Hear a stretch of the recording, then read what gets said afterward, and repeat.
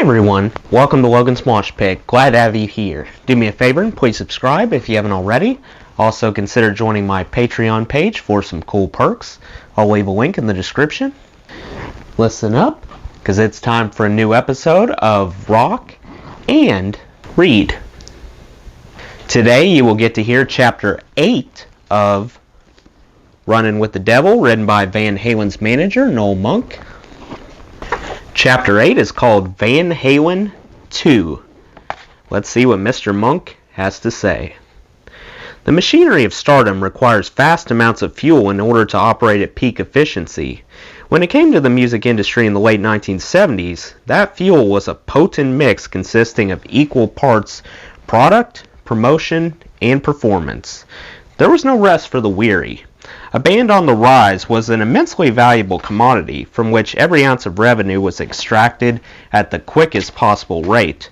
The hell with art, creativity, and the patience it often requires.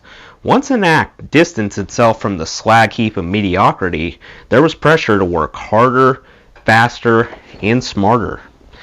Put out a new album like clockwork every year, get out on the road for months at a time, touring tirelessly in support of the album, and hope the record label did its job by promoting the out of the album to ensure ticket sales, which in turn drove concert revenue. It was a brutal cycle that chewed up even the most energetic and ambitious artist. As Van Halen discovered, the integrity of the product was often the last consideration. Schedule was paramount. Whatever it took to get the record done and into the hands of the public was perfectly acceptable. Van Halen finished its exhausting 1978 world tour on December 5th in Phoenix, Arizona. You would think that merely surviving that tour, to say nothing of owning it the way Van Halen did, might have merited a prolonged and well-earned vacation. But you would be wrong. Just 6 days after that tour ended, the boys went back into the studio to begin work on Van Halen II. A prosaic title to be sure, but what the... It had worked on the debut. Why waste time fussing over an album title when you have only a few weeks to record the thing? Fortunately, many of the songs that appeared on Van Halen II were written far in advance, and demos in some cases had already been recorded. Because they had played for several years before getting their first record deal, they already had a catalog of songs waiting to be recorded. That is not an unusual story for a band, which is why it's so challenging to produce a second record that lives up to the standard set by the debut. Van Halen had cultivated a unique sound and style anchored by Edwards' guitar and David's howling vocals. They had written and performed scores of original songs, the best of which presumably were chosen for inclusion on Van Halen. In fact, the only new song on Van Halen 2 was Dance the Night Away, an infectious tune that highlighted Van Halen's pop tendencies and became the band's first top 20 single, and the vehicle for its first foray into the burgeoning world of MTV and music videos. Interestingly, like the debut album, Van Halen 2 contained exactly one cover song, which speaks to just how prolific these guys were in the early days. Still, the production schedule was demanding, if not downright crazy, regardless of how much material the band had at the ready. Ted Templeman returned as the producer, and Van Halen 2 was recorded in a drug and alcohol-fueled frenzy over the course of less than 3 weeks at Sunset Sound Recorders. I wasn't witness to very much of it. I never considered it my business to be involved in the creative side of band life, preferring instead to focus my energy on their more concrete, tangible needs. Not that they needed me. David and Edward were both never-ending fountains of creative energy, and fueled by copious amounts of illicit substances, the two of them were rarely short on ideas. It was an interesting way of doing things, burning the candle at both ends for weeks at a time, spitballing something, a note here, a lyric or two there, into a full-fledged record. But if I knew anything about Van Halen, and I knew a few things, I knew they loved to bang it out, so to speak. A couple of times I did hang out around the studio, I felt completely out of my element. I'll be honest, I don't know how David and Edward worked with each other. They had two very different visions for what they wanted, artistically speaking, and I witnessed them at each other's throats more often than not. I'm pretty sure the coke, weed, alcohol cocktail made their nerves that much more frayed. But maybe that tension translated into Van Halen's raw signature sound. Hell if I knew. I just didn't feel like going down the rabbit hole with them, despite David's urging, preferring to limit myself to a line or two here and there. It was far from a regular thing. "Come on, Noel, are you one of the guys or not?" he'd say in a way that strongly implied I wasn't holding up my end.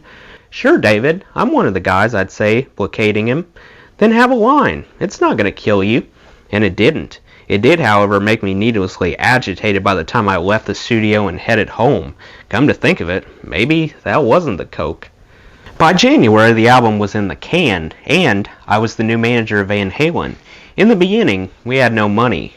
Just a lot of debt and royalties caught up in accounting and a contract with Warner Brothers that would last for at least one more year. To save money, I set up shop in my room at the Riot House. That's right, I was the manager of one of the hottest bands in the world, and my office was a hotel room on Sunset Strip. And it was here that we conducted much of Van Halen's business. In a way, it was kind of fun. It helped keep us grounded and fostered an us-against-the-world mentality that always makes work more enjoyable. We had almost no staff. I hired a secretary I knew from Warner Brothers. She would knock on my door at 8:30 every morning, and I would take a quick shower, throw on my t-shirt and blue jeans, and start working. In retrospect, the whole situation was quite laughable, but what could I do? I couldn't take over Marshall's office since he hadn't quite moved out yet, and there was concern he was contemplating a lawsuit against the band. I did what I could. I was a new manager with almost nothing to work with except my own knowledge of the business and a good working relationship with Warner Brothers. With help from Peter Anglis, I worked very closely with the Warner Brothers art department to create the new album cover. I mean, I don't want to make it sound like I was a lone wolf, because that really wasn't the case. The band was excited about a new start, and I did have strong relationships with people within the industry. Nevertheless, reality stared me in the face every morning when I got out of bed. I might have been the manager of a platinum-selling band, but I was still working out of a hotel room with a skeleton crew. David at this point was instrumental. For all his quirks and emotional immaturity, David was a very bright man with a lot of good ideas, and even though he was one of the most difficult people I had ever worked with, I realized that he was the go-to guy for all things Van Halen. David was the smartest guy in the band by a wide margin, and he knew it. Look, here's the honest truth. Most artists, musicians anyway, are not particularly bright. David was the only member of the Fantastic Four who would read eclectic material, which made him more interesting, and a credible lyricist as well. Ed would do the music, and David would write the lyrics. David would always wait until the last minute, then come running into the studio with the lyrics written on the back of a paper bag or something. It was obvious he'd written them in a wild, untamed flurry, using deadline pressure as the primary motivation. You'd want to smack him for being so apparently cavalier, but then you'd listen to the words and you'd see David perform the song, and it was often brilliant. So, what could you do? For these reasons, among others, David was a strong creative and business force, especially in the early days. If we were going to make this new arrangement work, I had to make David a partner, not an adversary. I don't mean from a financial standpoint. Contractually, we were all partners. The band members had agreed to an equal split of everything, regardless of the contributions of a particular member on the songwriting front.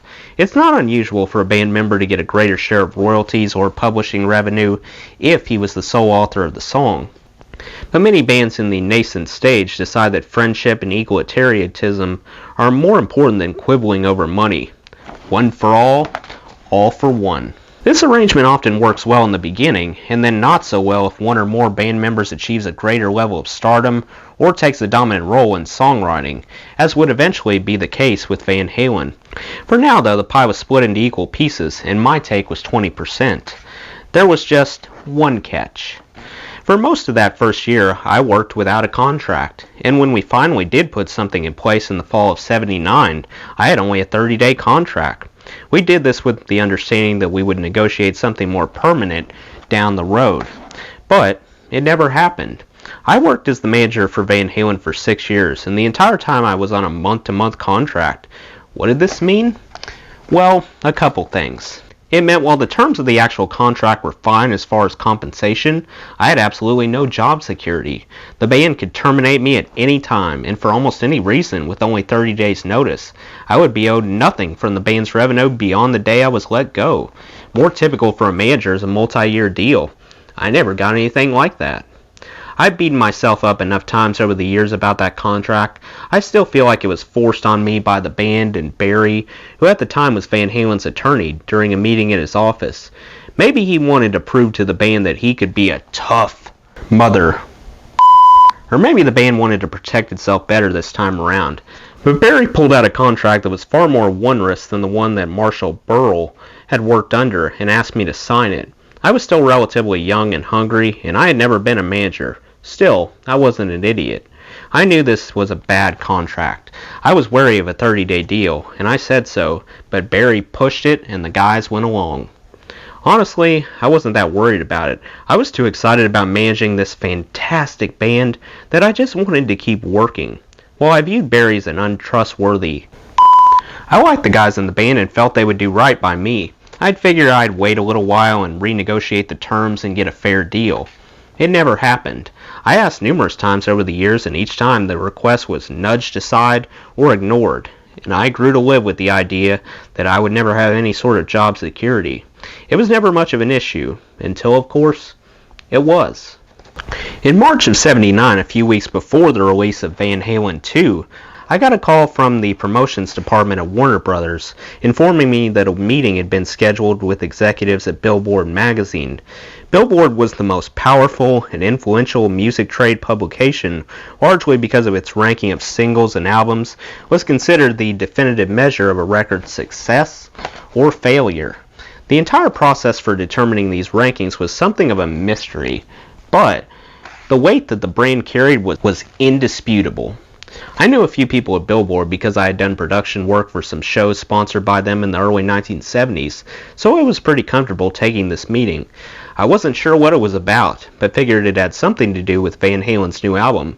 Indeed, that was the case. We met in the office of a Billboard executive we'll call Jeff, not his real name. Nice guy, very courteous and professional, and we had known each other for a while. "First of all, Noel," he began, "congratulations on your new gig with Van Halen. That's a great band you have there." "Thanks," I said. "I think so too. So tell me, Jeff, what's going on here?" If this sounded like an ignorant question, well, that's because the entire meeting was far above my pay grade from just a few months earlier. "Alright, here's the thing," he said. "How's the new album?" "It's great, coming out in a couple weeks." "Why?" "I'm sure it's very good, but how's it gonna do? What are the expectations?" "I think we're all very excited and optimistic," I said. This was bland, but absolutely true. I had no idea where the conversation was going. "Bottom line," Jeff said, "where do you want this album to land on the charts?" "What chart?" I said, feigning utter stupidity. Jeff smiled. "The only chart that matters, Noel." My first thought was, what the is he talking about? But I tried to just roll with the conversation. "I don't know, Jeff. What do you think?" He leaned back in his chair, pressed one palm into the other. "You guys are very good and ready to make a huge jump this year. Would you want to come in at 5 or 6, something like that?" Then it hit me. Holy! He's calling our chart position. Weeks in advance. I tried to stay calm. First of all, if he was giving me an opportunity to choose where we would debut on the Billboard album chart, I had to exercise some restraint, rather than get caught up in the insanity of the entire exercise. "Maybe low 40s, I said. 42, 44. That gives us some place to go, rather than falling after the first week." Jeff nodded. "Smart thinking." The quid pro quo, as I quickly learned, was payback through advertising. A double-page ad in Billboard at that time was very expensive. If a record label spent enough money and had a band that was deemed destined for stardom, it was possible to manipulate the numbers. Sometimes the money came directly from the band itself. When I became Van Halen's manager, for example, a full-page ad appeared in Billboard, basically offering me congratulations from the band. Buy enough advertising and you could leverage with regard to where your band's new record might show up on the Billboard charts. Can I prove any of this? Not really, but I know this conversation happened, and I know that our album debuted on the Billboard chart in the 40s as requested. Maybe it was just coincidence. Look, this was the way much of the music business worked back then. You scratch my back, I scratch yours. In some circles, transactions were facilitated through what I called C&C, cash and coke, or depending on the person with whom you were doing business, CC and P, cash, coke, and whatever it took to get the job done. And I was learning very quickly that the job was a lot more complicated and sometimes dirtier than it was when I was simply tour manager. It was well known in those days that bigger and more successful artists were allocated greater resources, not just compensation, but a broad spectrum that included publicity, marketing, merchandising, and tour support, to name just a few line items. Stated policy was that all bands of comparable levels of achievement were treated basically the same, but this simply wasn't true, and everyone knew it. The monster groups received greater support, as they should have. The stakes were higher. The strange part, however, was trying to figure out where a particular band fell in the pecking order, and whether there were any sort of document used as a guideline for determining expenditures, such as promotion and marketing, or whether these things were entirely arbitrary. As it turned out, one day in the spring of '79, while sitting in Carl Scott's office discussing the plans for Van Halen's upcoming tour, the big man casually mentioned something called the Black Book of Artist Allocations. I straightened up in my seat when the words tumbled out.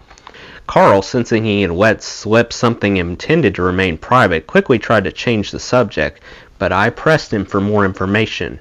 "There's an actual book?" I asked, "and it's really all black?"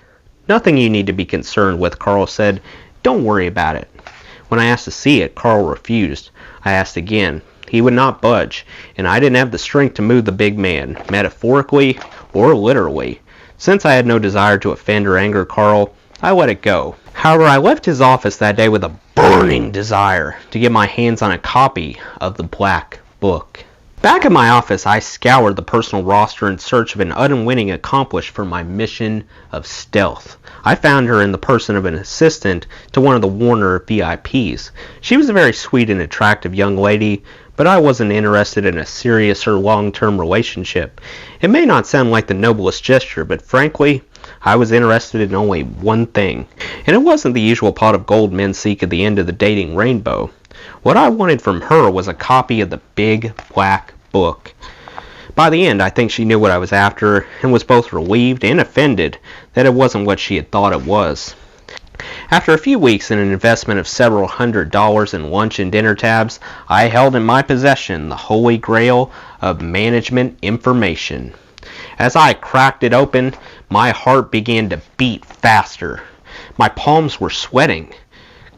Come to think of it, this response wasn't so much different than the endgame men typically seek. Inside was the entire Warner Brothers roster of talent and precisely what they received in terms of support, broken down into every conceivable category.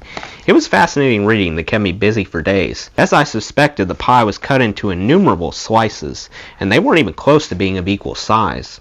That said, I have to admit that I was perfectly happy with the portion allotted to Van Halen for the upcoming year. Just getting to the truth was an interesting and rewarding exercise, but there was still more to the mystery. As I went over the figures, I felt a nagging curiosity about their inspiration. Record label executives did not just throw money around capriciously. Well, actually, they did sometimes, anyway, but in general, checks were written to bands that had the greatest likelihood of producing a return on the investment, and that investment was monitored quite closely. Changes could and were made on a moment's notice, or on 10 days' notice. See, I realized that the allocation figures were most likely based on the reports produced for each act on the Warner roster. I received one of these for Van Halen every 10 days. Remember when I mentioned this important 10-day report? It included information about how the band was doing in virtually every market in the country, as well as in foreign markets. The information I received pertained only to Van Halen, and not the other artists on the label. That information was delivered to the appropriate manager/attorney/publicist for each of those acts. But I knew that if I could get my hands on a complete list of the 10-day reports, I could solve the puzzle that was by now greatly exacerbating my tendency to be obsessive and compulsive. A couple weeks later, as luck would have it, I stopped by the Warner offices in Burbank and discovered the lot so crowded that I was forced to park in a nearby back alley. I walked around to the front door, then wandered through the building for an hour or so, touching bases with all the people who could help my band's needs and desires. This was not work in the traditional sense of the word, but it was crucial to greasing the wheels of our upcoming tour. I was new to the business of management, but after years on the road, I knew the importance of building collegial relationships with the folks back home in the corporate office. By chance, the last person whom I had chatted had an office near the back door, so I used that to exit. Outside, while walking to my car, I passed a garbage dumpster. Now, I'm not in the habit of dumpster diving, but as I glanced to my left, I noticed several stacks of paper atop the trash heap. I inched closer and recognized them immediately as 10-day reports. Scores of them, stack upon stack of 2-inch thick reports for just about every band on the WB roster. I stood there for a moment surveying the fetid, but nonetheless gold-plated pile before me. It can't be this easy. I looked to my left, then to my right. There was no one in the vicinity. And since this was more than 2 decades before the enactment of the Patriot Act, well before we all accepted the persistent presence of Big Brother in our everyday lives, I had no reason to worry about surveillance cameras or even cell phones capturing the potentially embarrassing behavior in which I was about to engage.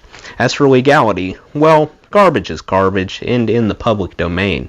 So I held my nose and grabbed one of the comprehensive reports. I tossed it in my car, went back to my hotel room, had a shower, and began putting together the final pieces of the puzzle, aligning the numbers in the 10-day with those in the black book. Lo and behold, it was nearly a perfect match, with the greater resources going to those artists who had the most eye-popping 10-day numbers. As I suspected, there was nothing the least bit arbitrary about this entire business, and a band's fortune could rise and fall in a heartbeat. I didn't wait long before sharing all this information with David and the other guys in the band. They were duly impressed at the lengths to which I was willing to go on behalf of my band. "Noel, you went into the garbage for us? Pretty slick, man." But that was the only one of many items on the agenda, and it was far from the most pressing. Unfortunately, there were other aspects of Van Halen's relationship with Warner Brothers that left the band and its new manager, the poor smuck who would have to fix the situation, me, less sanguine. There was the matter of that bill for roughly $1.2 million in tour and band expenses related to the 1978 tour, a staggering amount for a young band to repay. Now, we were all reasonably confident that based on the success of Van Halen and the apparent confidence being expressed by WB, that we'd have no trouble making up this deficit. But we would have felt a lot more confident had the terms of the band's contract with Warner been somewhat more favorable to the people who were actually creating the music and touring all the world to promote it. It's pretty basic, really. Everyone wants to be compensated fairly for their work. No matter how much you love what you're doing, if you're not being paid for what you believe you are worth, then eventually you grow resentful. And there was absolutely no doubt that in at least one very important category, Van Halen was getting royally. When he had first recruited me to be the tour manager, Carl Scott had mentioned almost gleefully that he had gotten Van Halen for a virtual steal. But until I became manager, I didn't know exactly what that description entailed. Now that I had access to the band's financial records, I was able to see for myself what Carl meant. Indeed, Van Halen had been led into a contract that had the potential to restrict in perpetuity the band's ability to earn what it was worth on the open market.